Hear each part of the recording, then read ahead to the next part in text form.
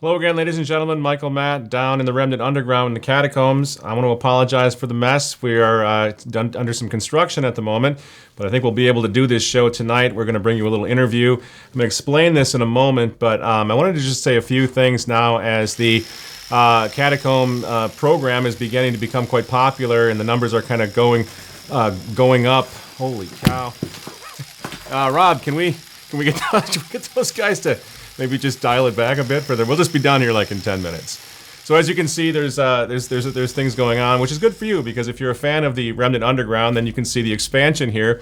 We have a few things that we're going to add to our technology, to our communications, to make it updated a little bit. But we are going to stay down in the Catacombs, which brings up the point of, some people have asked who are new to our show, what are you doing? What are you doing down in the Catacombs with these guys? These are some of the skulls of the early Christians and so forth behind us. Well, the whole idea of the Remnant Underground is to create an ambiance where it's a place where we can meet once a week at least, maybe more, because our scheduling looks like we might be able to bring in a few more Skype calls. We'll bring in some guests and so forth.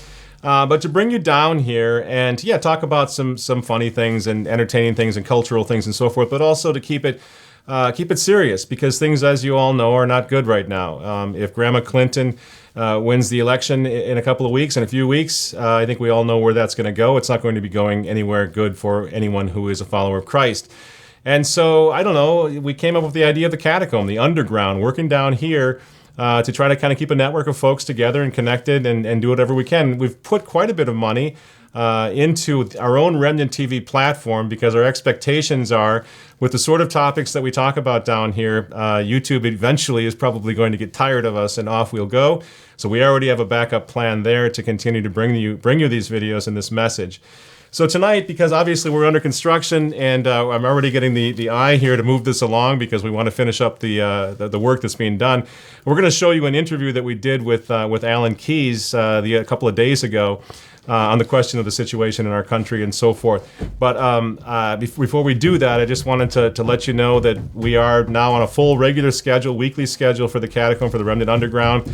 And what we wanted to do is, and I hate doing this, I find it annoying. I think we've gone, Rob, 4 years now without ever doing this. And I don't like doing it. I don't want to do it. But we do need a little help. We need a little help to make some of these changes that we're doing, some of these updates that we're going to be doing.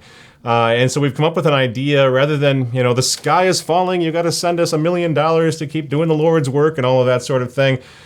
We just thought we'd come up with something really simple, and we call it the 50 Cent Club. Not to be confused with 50 Cent, because I know nothing about that. The 50 Cent Club essentially means we're hoping, and of course we're not demanding anything, because you guys, our audience is the greatest, and they're so loyal, and you've stuck with us through thick and thin as we kind of grew and advanced here a little bit and figured out how we're doing this. But we're just asking if you like what we're doing to maybe consider 50 cents an episode, for example. Maybe a little more. Maybe you want to do it per episode. If you like the episode, I think Rob's going to set up a little button up here that you can click that'll take you right to a pay portal where you can just, boom, one step and send us 50 cents. And that's it. If you want to do that on a monthly basis, throw a couple bucks in, that would be great. We're not asking for much. We don't want $1 million. We're not even interested in making $1 million. We just want enough to survive down here and to continue to do the work. Also on that new website, there is a field where you can send us your input. And we really, really hope that you'll at least do that. If you don't like our 50 Cent Club, fine. But at least make sure you contact us. Tell us what you like that's going on here. Give us some show ideas if you'd like. If there are some traditional Catholic or some Catholic conferences that are coming up or events that are coming up, you'd like us to mention them down here, that's fine. We want to hear from you, in other words. And also, we're probably going to be doing something called From the Catacombs Mailbag or something where we'll read some of your mail once we get established, now that we are definitely on the weekly basis schedule that we've been promising now for years. Now, to tonight's program, I want to show you just a little bit of an interview that we did with Alan Keyes just a few weeks ago. Actually, yeah, I'm losing time. Actually, down here in the Catacombs, it's easy to lose time. Just a few days ago, we did this interview, so it's fresh. And I think you're going to find some of what Mr. Keyes says is different from how we look at things in our country right now, and in many ways it's very similar. But let's just take a look and give you sort of a tease of that interview. So just give it a watch. Hello again, ladies and gentlemen. Michael Matt for Remnant TV. I am standing next to the great Dr. Alan Keyes. I'm honored to introduce Dr. Keyes to our Remnant TV audience. Dr. Keyes, how are you? Welcome. Oh, I'm doing pretty well. Thank you. Good to be with you. Good. I don't want to steal your thunder tonight because I know you're here to debate the never Trump question, whether or not Catholic men can in good conscience vote for either Hillary or Donald. So I don't even want to touch on that. I wanted to ask a couple of questions. I haven't seen you in years and years. The last time I met you was out in Virginia at Christendom College, and I heard you speak. But I want to pick your brain a little bit. What do you think is happening to this country, first of all? I'll do it in two parts. What's happening to this country, and what do you think is the future of conservatism? Is conservatism dead in America, given what now poses as conservatism? Well, two things. I think what's happening in the country is pretty clear. We have pretty much lost touch with the ground on which our country was founded. And we all know that when the ground you're standing on gives way, you're going to fall. And our country is in the process in terms of our self-government, our constitutional institutions, the quality of our political discourse, and even the candidates that are vying to represent it. All of it is falling. And I think a lot of people feel this, along with the blessings, as it were, that followed from our willingness to accept the basic premise that right and justice, as required to be observed by government, come from God, are endowed by God, are substantiated by God, and therefore you can't let go of God and hold on to anything like the way of life that we've had. Mm-hmm. Now, one of the things that I think is lacking from conservatism, from the conservative movement, at least as I remember it, when guys like Pat Buchanan were still, and yourself were still representing conservatism, is there doesn't seem, now maybe I'm being pessimistic, but there doesn't seem to be a lot of places anymore for the Alan Keyes of the conservative movements, and even to some extent Pat Buchanan. I mean, the positions that you've taken seem to have caused you to be almost persona non grata with what is now posing as the great conservative movement, maybe headed up by something like Fox News, for example. But you haven't backed away from your positions. But is it true that your conservatism now is just a little bit too much for conservatism in America? No, okay. Those people are not conservatives. Okay, good. They are people who have, in fact, surrendered to all of the lies that lie at the heart of not just liberalism. That's too mild a word. They are surrendering now to the totalitarian ideological lie, which you must inevitably surrender to once you have let go of God's truth, because there is no constraint any longer.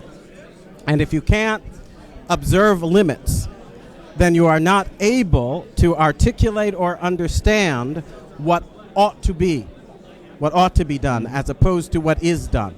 Everything in politics then becomes a question of might makes right. Whoever has the greatest force. That force doesn't have to be military, by the way. Right. It can be the force of votes. It can be the force of passion. But it is not something that then observes the boundaries and limits that make decent life possible for human beings or anything else. Because once you let go of those limits, the world literally starts to dissolve into chaos.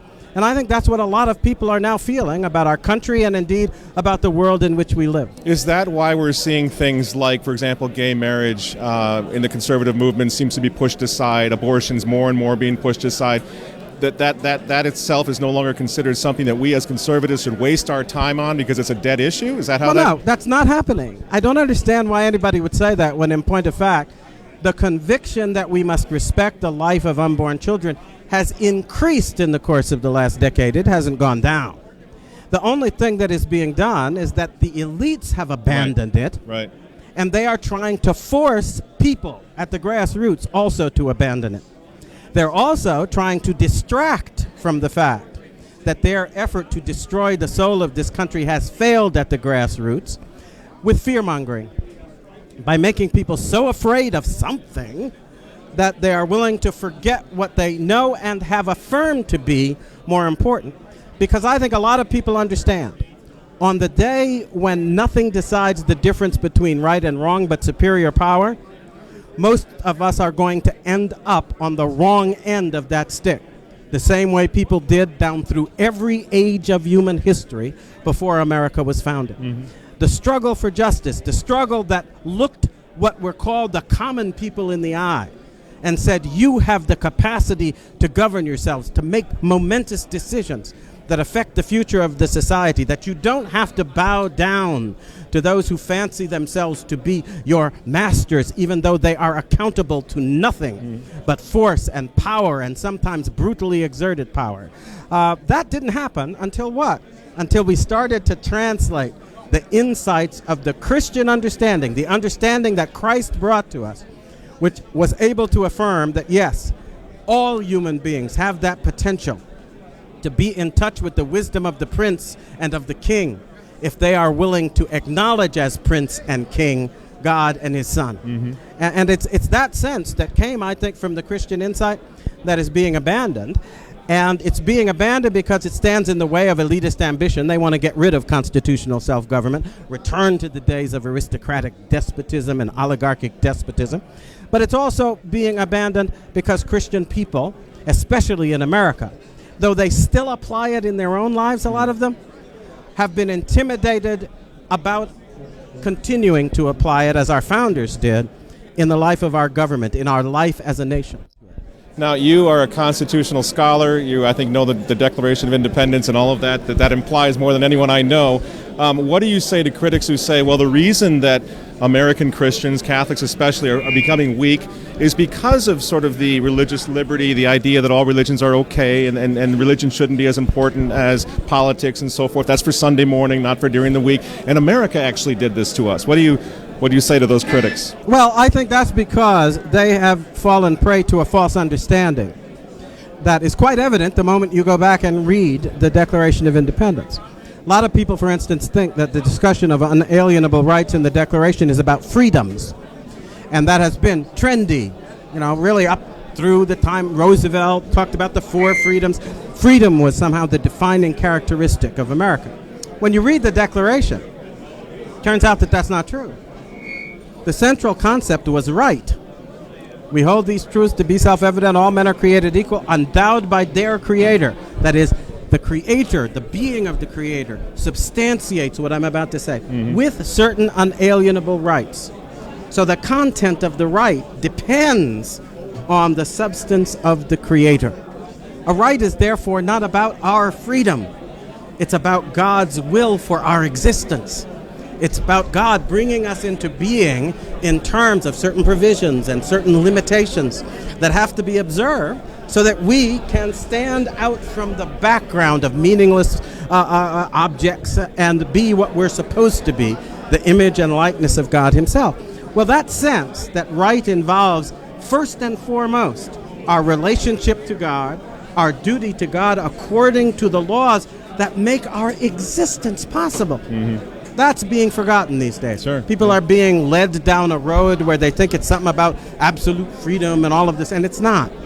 You cannot be free in a human sense if you are not bound by the preserving predeterminations of God.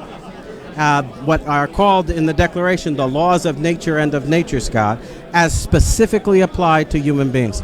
And so at the end of the day, what it talks about in the Declaration is liberty. And liberty is an unalienable right. An unalienable right is something that without it, you are not what you're supposed to be. So if you're supposed to be a human being without that unalienable right, and what is right? Right is doing action according to God's will. So without this set of actions according to God's will, you cannot fulfill the vocation of humanity. You lose it. You become something else. Right. You, in a sense, annihilate yourself, right? And I think that's what we're feeling at the moment. We've gotten away from the Declaration. That's why we're starting to lose our way. We need to get back to that fundamental acknowledgement of the supremacy of God. And I say as a Catholic, that's where we started out, isn't it? The supreme being, the supremacy, the one above all else that we have to look to and relate to in order to sustain our own. Right. That's not a doctrine that is going to destroy our faith. It's a doctrine built upon our faith.